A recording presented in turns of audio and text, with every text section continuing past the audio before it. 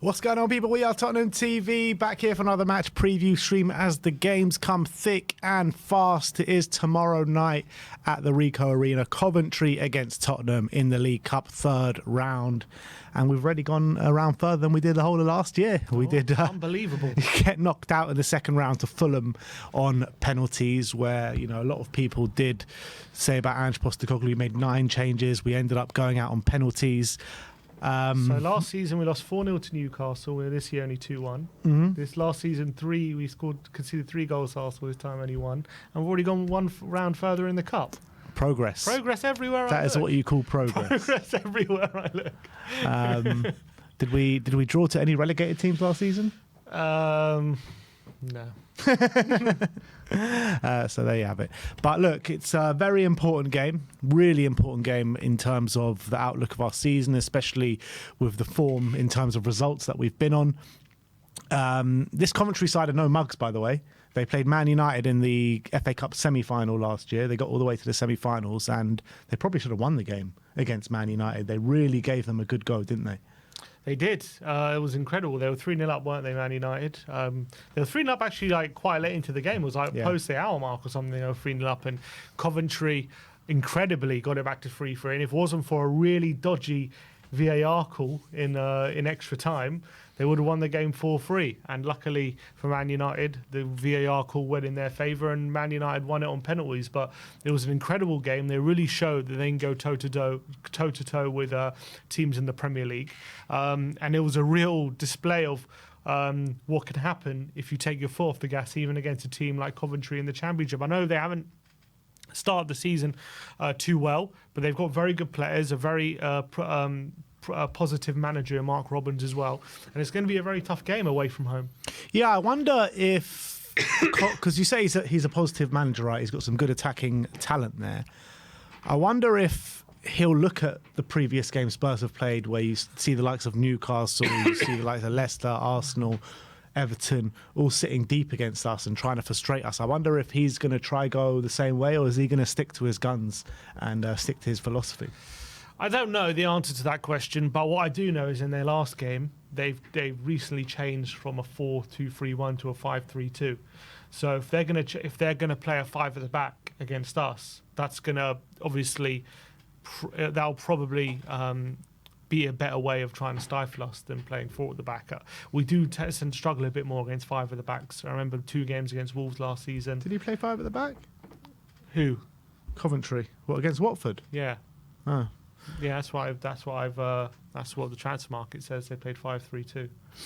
Fair enough. So I know, and we do tend to struggle a bit more against 5 at the backs. 2 games against Wolves last season. Yeah, we struggled in both those games and lost both those games. I'm trying to remember who else plays 5 at the back. Brentford. We had our struggles against Brentford last year. We only won 3-2 at home, and we drew 2-2 away. Who else plays 5 at the back in the Premier League? Not that many teams, but we do tend to struggle, I think, a bit more. So I don't know if you changed it just because their team was struggling and they need to change formation, or is it in preparation for Wednesday? But I did notice that, so I do wonder kind of what how they will set up. Are they going to be a bit more pragmatic, or are they going to try and take the game to us? Yeah. If you look at the 2 teams' form coming into it, I mean, both on kind of similar forms, Coventry and Spurs. Obviously Coventry in the Championship and Spurs in the Premier League, and we will be the clear favourites going into it. But after a strong couple of seasons for Coventry, you know, a couple of years ago they had Gyökeres knocking it in for them in the Championship. Last year their star man was like Ellis Sims, wasn't it? He was scored a fair few goals last year, and he's already got on the score sheet a couple of times this season.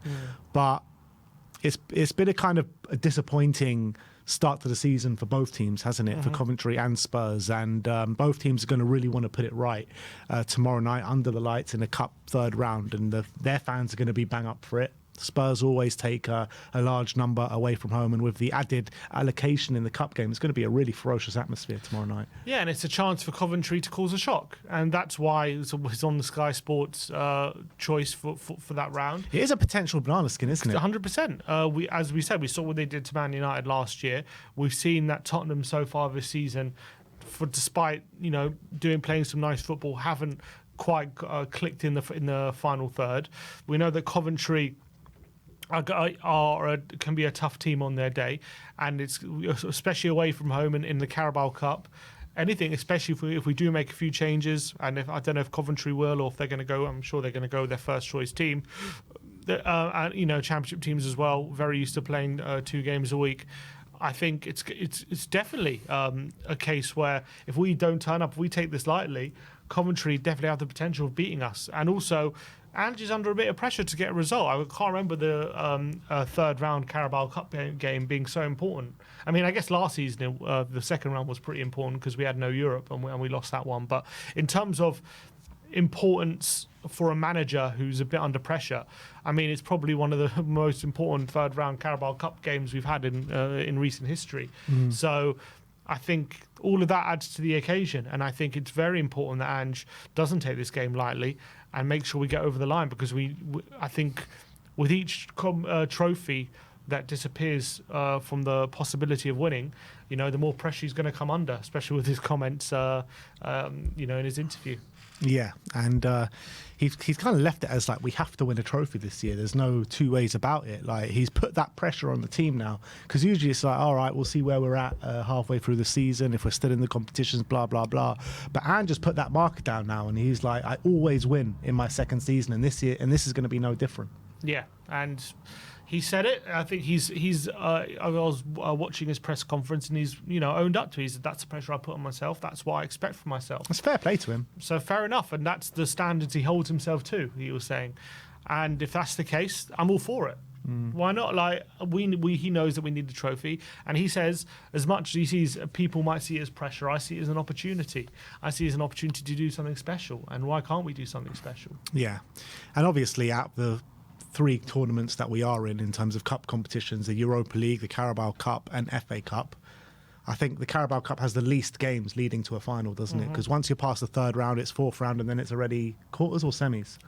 Quarters. Yeah, so, it's a big opportunity. So if we win this, it's also standing in our favour that we are in Europe this season, because if we did miss out on Europe, we would have been likely to be pitted against one of the European teams as to how they have set them apart this year. So it's a massive game. And when you're looking at this Coventry team, I mentioned Ellis Sims, but they've also got Haji Wright as well, who scored a number of goals last season, and a player who quite interests me in Lewis Binks, who started his career at Spurs, and I think it was under Pochettino he left and went to the MLS, and he's found his way back in Europe. He went to Italy and Bologna, and now he's back at Coventry, and he played 18 games last season. He's already played 4 games this season, so starting to make a name for himself a little bit. And I remember when he did leave us, he had quite a big reputation about him. Yeah, I kind of remember him, but obviously he left when he was still a youngster. It was, I think, in the under-18s when he left. So under 23s he was. So look, he's 23 now. So if he left, like, I think he left in 2020 or 2019. 2019. So that's 5 years ago now. So he would have been 18. He would have been 18 when he left. So interesting to see how his career has developed, and he's found his way to Bologna and now to Coventry. So I mean, it'll be interesting to see if he starts on tomorrow or not. Yeah, he's kind of like started every other game for Coventry this season and then come off the bench in the other games. In terms of past performances against Coventry, obviously we haven't played them in a long time. 2013 was the last time in the FA Cup third round, I think it was. We beat them 3-0. Clint Dempsey, I think, scored 2 that day. Was it Dempsey Gareth and Bale? Yeah. Bale definitely scored. I'm pretty sure Dempsey scored 1. I can't remember who scored the third off the top of my head. Dempsey scored twice, I think it was. Dempsey twice. Yeah, I don't think we can learn too much from that game for here, but yeah. You sure? You're not going to read into that game and see what we can take into this one? Maybe if it was a few years ago and we started Bale on loan, maybe. But that hasn't quite happened. But look, yeah, obviously they haven't been in the Premier League for a long time. We haven't been drawn to them in a cup in a long time. But it looks like we've got a pretty good record against them since 2000. Well, we haven't conceded a goal to them since 2000. Unbelievable. Who was that? Mustafa Hadji? Must have been. I mean, Mustafa Hadji is the name that really could have been. Darren Huckabee. Carboni, was he a Coventry player? I think he was at Bradford, wasn't he? Bradford? Oh yeah, you might be right. But I remember that I do remember quite clearly that game in the League Cup when we beat them 3-0. Dion Dublin was there, Dublin. When we beat them 3-0 in the League Cup, I can't remember who scored. Rohan Ricketts. Who else Ricketts scored that? scored from 25 yards, I remember. I remember thinking after that game, we done Arsenal in here with that transfer. Rohan Ricketts scored. I remember Robbie Was that under Keane. Glenn Hoddle? Robbie Keane definitely scored. It was under Glenn Hoddle before he got sacked, I believe. Or was he sacked by then already? I think it was just before he got sacked. Robbie Keane scored. Didn't Glenn Hoddle take Rohan Ricketts to Wolves straight away? He took him the next season. Oh, the next season. He took over at the end of the season at Wolves, and then he took him on loan, I think. So good times at the. I don't know if it was a different stadium. Or It was Highfield then. Highfield Avenue or Highfield Road. Highfield Road. That was it. Yeah. Right. So yeah, I mean. Highfield Avenue. That sounds like a road in Golders Green. Highfield Avenue. So yeah, let's hope we can keep up this stellar record we got against Coventry over the years. Yeah. Look, it's going to be interesting to see which lineup Ange does go for, because a lot was made out of his lineup that he played against Fulham. And he was asked about that in the press conference, and to be fair, he did say, he still played a fairly strong lineup in terms of quite experienced team with Giovanni Lo Celso and Ben Davis and players like that. And Fulham also played quite a weakened team that day, or a second string team, should I say. And I think he's right. I mean, the team that did play that day should have been enough to win the game. And we nearly did.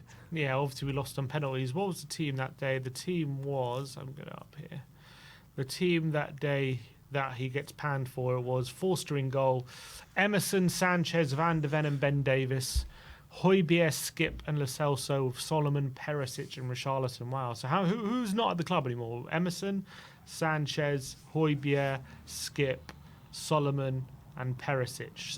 And Lo Celso. So what, 8 of that lineup? Only Richarlison, Van de Ven, so 7 of that lineup are no longer here.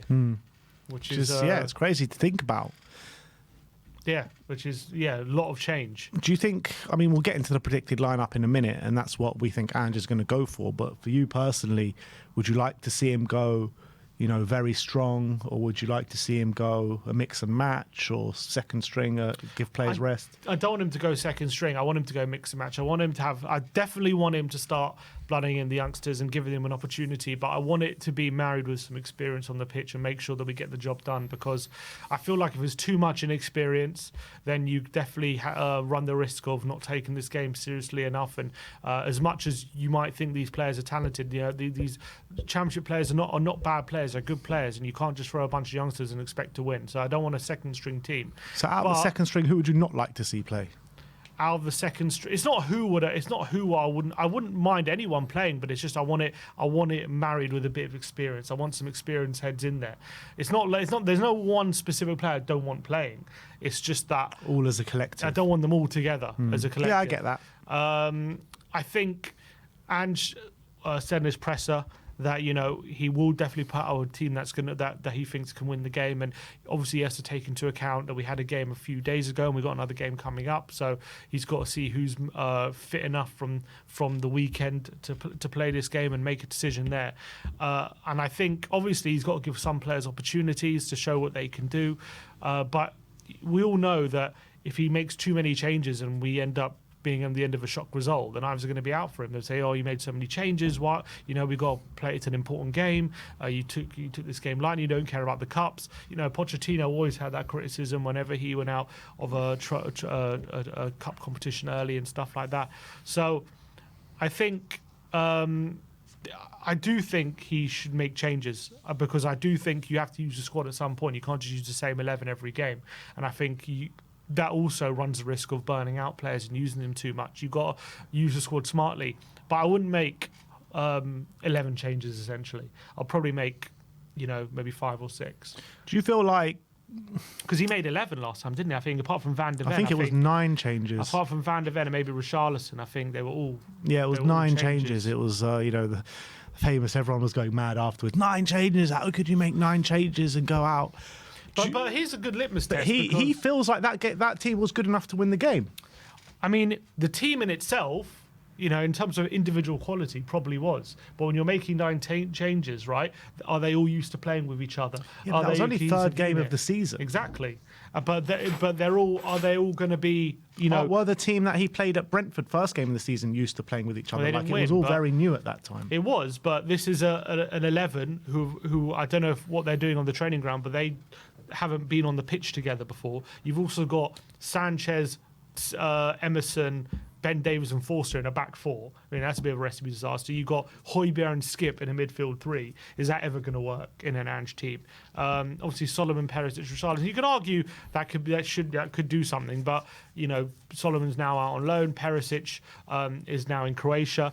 So, I mean, individually, could they all be part of a team that wins? Yes, but as a collective, was that team good enough? I don't know. I feel like the difference between then and now is that a lot of those players were classed as deadwood last season and saying that we definitely need to move these players on. Like, there's not a lot of players now in the squad where we say these players definitely need to move on. Yeah, 100%.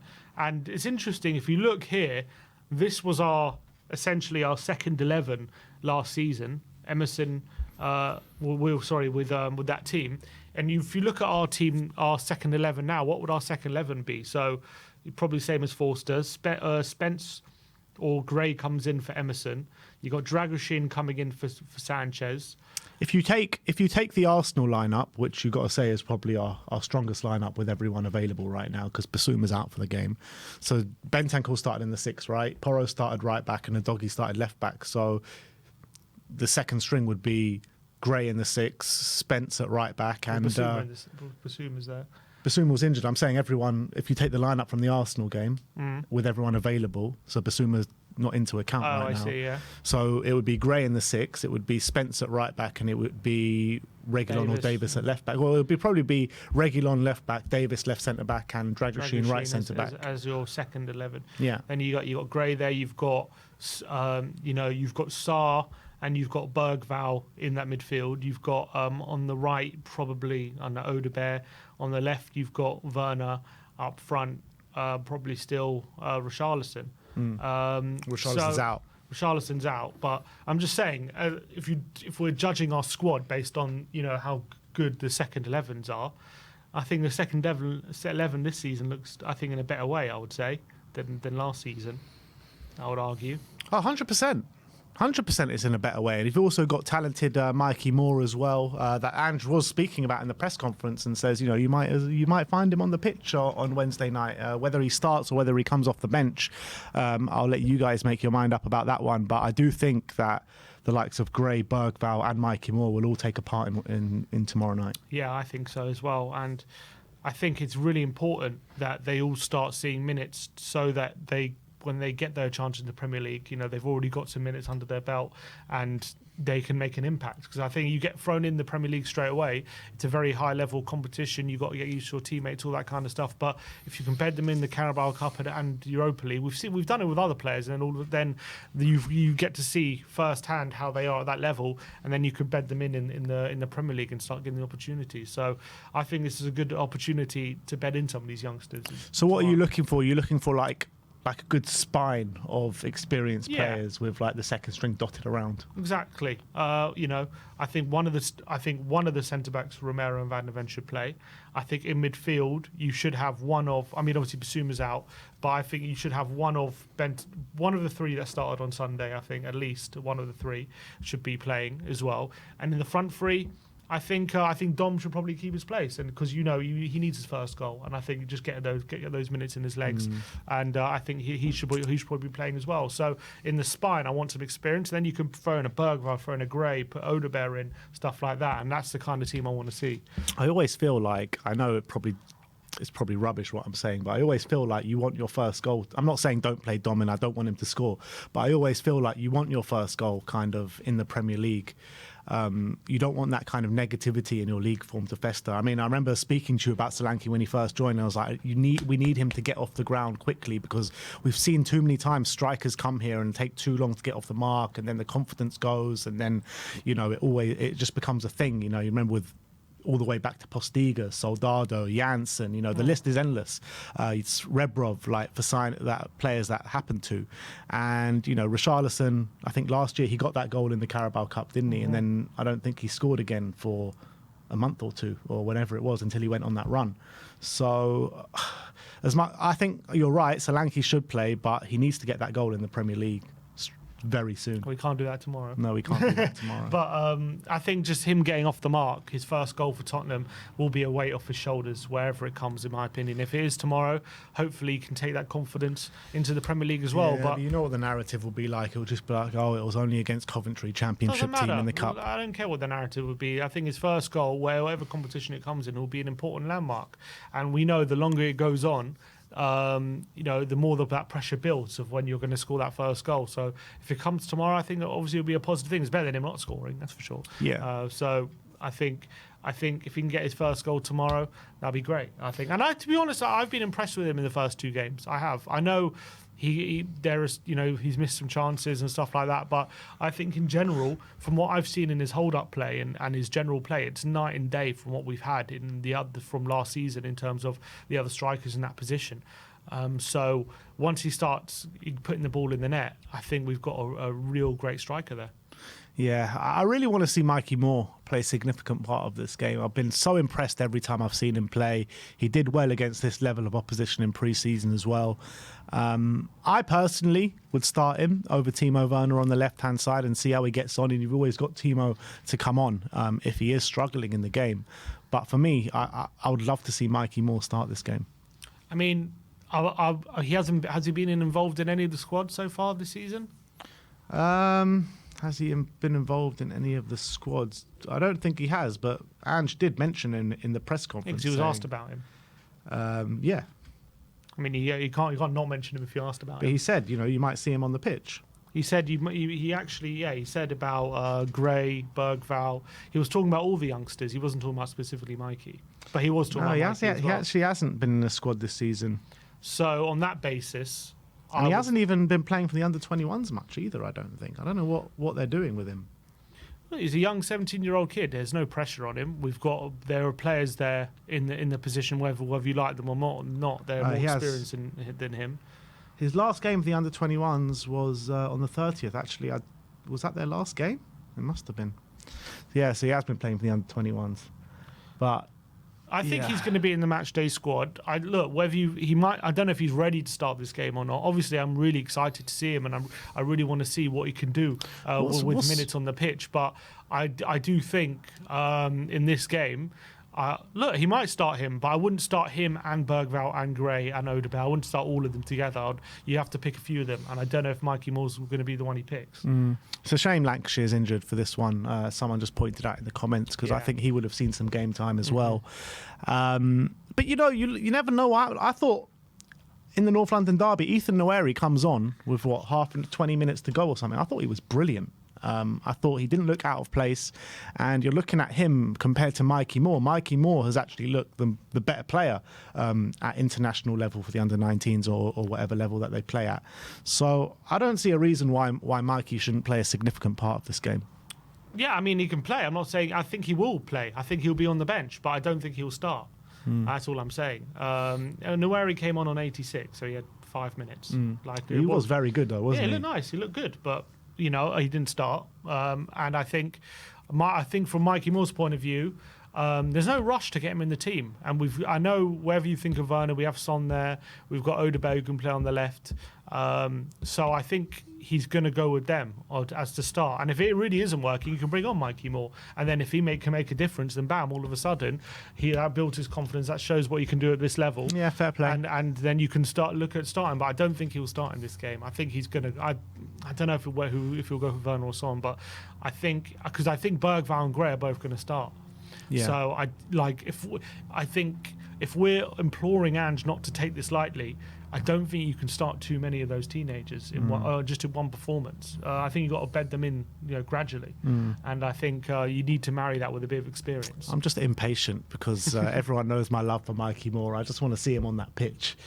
So maybe I am just a bit impatient with it. But it's going to be interesting to see what he does do with that front line, because obviously it has been poor so far this season. So here's an opportunity for one of these other players to step up and stake their claim for replacing the Premier League team. Definitely. And considering that some players in the front line aren't doing great at the moment, this is a good opportunity for some players to show what they can do.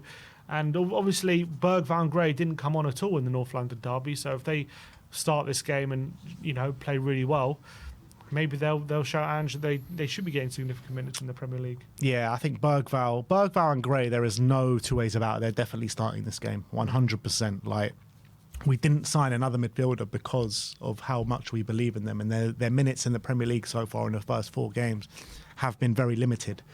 Which I was been quite surprised about. I thought there were definitely opportunities where he could have brought on particularly Bergwijn in the North London derby and potentially other games as well. And we saw when he came on in the Leicester game, he played really well and didn't look out of place at that level. So are you surprised a bit that he hasn't seen more minutes than he has done in the first 4 games? Yeah, I mean, obviously he came on against Leicester, came on against Everton as well. Did he come on against Newcastle? I think Everton was like, he only got like a minute or two, didn't he? No, he got like 10 minutes, I think. So it was the Newcastle game where he just got like a minute. Yeah, I think Newcastle, he came on, didn't he? But he didn't play much. So, I mean, he got 10 minutes against Newcastle. So, I mean... He's got more or less 10 to 15 minits in each game 18, apart from the derby. That doesn't surprise me. The guy's 18. It's the early part of the season. And Shed, you got to remember as well, at this part of the season, it's only been 1 game a week. So it doesn't surprise me that that's the kind of level to see him of a lot more now. Yeah, 100%. We're going to see him a lot more. They've got European games he's going to get started in. And also, because we've got games coming thick and fast, I'm sure we're going to make more changes as well, and earlier changes in Premier League games as well, because there will be players playing in Europe and Premier League as well. So I think for this early part of the season, it doesn't surprise me at all. Maybe it slightly surprised me that we haven't seen more of Archie Gray. I mean, he came on against Leicester, and then he came on against Everton for a bit, did he? Not much, if I remember. Everton, he got 20 minutes. Yeah, he got 20 minutes against Everton, 13 minits against Leicester. Didn't see him at all against Newcastle. I guess when we're trailing, what's the need to bring on Archie Gray? Doesn't really make sense. So I guess that's not much of a surprise. But no, look, these guys are 18. I'm not in a rush just to chuck him in. Like they're going to get game time. It's a long season, a lot of games. So I'm not in a massive rush just to get them in straight away. Yeah. I'm just like dreading the thought of seeing Timo Werner start the game, though. That's the thing I've got going into it, because he's been shocking so far this season. There's no getting away from that. He has been. Every time he's come on, he's just frustrated the life out of all of us. Mm-hmm. And I just hope we don't see him from the start and get that frustrations for 60-odd minutes or so. Look, Werner's been terrible so far this season, and we were very much against re-signing him because we just didn't see the need for it. We could have easily upgraded him. I understand maybe signing Werner and then signing an upgrade with him, but you signed Odegaard, so it does make sense. Why not just sign Odegaard and then forget Werner? But look, Werner started a few games last season and did all right, so let's hope he can do the same tomorrow. I know he's had a poor start to the season, but we've signed him now. He's part of the squad, and Ange will use him. And I think he'll use him tomorrow. He's got to use him at some point. Well, I think, not got to, but he will use him at some point, I should say. He's an experienced member of the squad. And against Coventry, maybe he can do something. I mean, I haven't been impressed with him at all. I'm not even certain he will start. Maybe he'll stick with Son, but I think he will use him at some point. Yeah. Score prediction? I think Spurs will win, and I'm going to go for 2-1. 2-1, tight game. Tight game. It's game. going to be a tight game. Coventry are going to be up for it. I reckon it's going to take our subs to come on and win the game for us tonight. Really? I think so. I think it'll be like 1-1 going into like the last Mikey Moore from the bench. Last 25 minutes or so, and then we'll get maybe Mikey Moore, maybe don't know, maybe Sonny, or maybe Sonny will come on. Maybe even I reckon, you know what it will be? I reckon if Decky and Madders both, actually Madders surely against his old club will start, but I reckon if they're both not starting, I reckon one of them's going to come on and make the difference. We'll win the game 2-1. Yeah, that's a good point. Didn't Maddison made his name at Coventry, didn't he? Is that where he came through the academy? He did, or was he at somewhere before Coventry? Was it Norwich then Coventry, or Coventry then Norwich? It would have been Coventry then Norwich, yeah, I think. I think it was Coventry then Norwich. Matters. So, Yeah, again, is it his boyhood club? I think it is his boyhood club, you know? Yeah, Coventry. Yeah. Coventry, then So Norwich. Coventry, then he went on loan to Norwich, and then they signed him. Yeah. Yeah. Well, actually, Coventry, then Norwich, then on loan to Coventry, and then back to Norwich. Oh, I see. So they signed him and loaned him back. Yeah. Yeah, I think we just got to go through by hook or by crook. I don't really care how we do it. Just go through. It's worth noting that if it is a draw, it goes straight to penalties, just as it was last year where we went out against Fulham. And I hate that, you know. For the big team, it's probably more of a risk, that, isn't it, to go to penalties straight after the full-time whistle, because, you know, at extra time, quality should shine through. I mean, if you're Coventry, you would definitely take penalties right now. Over so extra time, if you play for a draw and go for penalties, it's not a bad tactic. I'm going to go 2-0 Spurs. 2-0. Yeah, I'm going to go 2-0 Spurs. A clean sheet. I don't think we've been conceding too many chances, albeit the chances that we have been conceding have been high quality. But obviously the quality of opposition has been better than Coventry so far. But look, we saw how they raised their game against Manchester United and gave them really tough games, scored a number of goals, I think 3 goals. They were 3-0 down, to be fair. Yeah, before United probably took their foot off the gas, you could argue. And I think like this Spurs team, however we've started the season, are a much more settled team than that Manchester United team towards the end of last season, where they were kind of, I know we're not getting results, but they weren't getting results on a consistent basis, and they weren't playing well on a consistent basis. At least to the eye, we are playing well. We're just not picking up the results at the moment. So hopefully it should all click against the Championship side in a very tough set of circumstances. I'm going 2-0. Sim is going to go for 2-1 in a very tight affair. We're going to move on to our Actually, just before we do that, there is a couple of super chats, or is there one? One super chat here saying, are the players and or club signings for you, Spurs? I think they're and signings. I actually think people like Bergvall, Gray, I reckon they're probably more club signings. But I think Werner, I think Brennan, I think Odebear, Solanke, I think Ange had a big say in those ones. I think he probably had a big say in Bergvall and Gray too. But I reckon like Bergvall and Gray are like signings I reckon we probably make regardless of Ange. But I think people like Solanke, Brennan, and Odebear, I reckon he pushed for them more, in my opinion. I've got a feeling. Yeah, I mean, I don't doubt that, but we all know that Ange does have ultimate final say now on all the transfers coming through, which I don't think was the case under previous managers, which is a positive. Yeah, I mean, I'm sure the manager has a say, and every manager we've had has had a say. But I think it depends. It depends what you mean. Like, I think Ange probably tells the team what kind of player he's looking for, and they go out and try and find that kind of player. That's what I think. But then I also think when it comes down to it, he says the final yes or no. Yeah, probably. But I don't think it was like that for previous managers. I think they might have been involved in the conversations, but I don't think the final yes or no. I mean, I'm speculating here, but that's what I feel like. I don't think that's. I don't think our transfer policy massively changed between Postecoglou and Conte and Mourinho and all that kind of stuff in terms of how involved the managers are. I don't think it's changed massively. I think it has. Well, look, we're just speculating here, but I think it has. I think Ange is a lot more involved in the transfer dealings than the other managers were. I don't know. This is just me. Again, yeah, it's speculation, but I see a massive difference in terms of what kind of direction we're going in recruitment, but that's because that's what Ange wants. But I don't see any evidence that there's a big difference in terms of how much of a say the managers have. I think they probably all have a similar say, I would argue.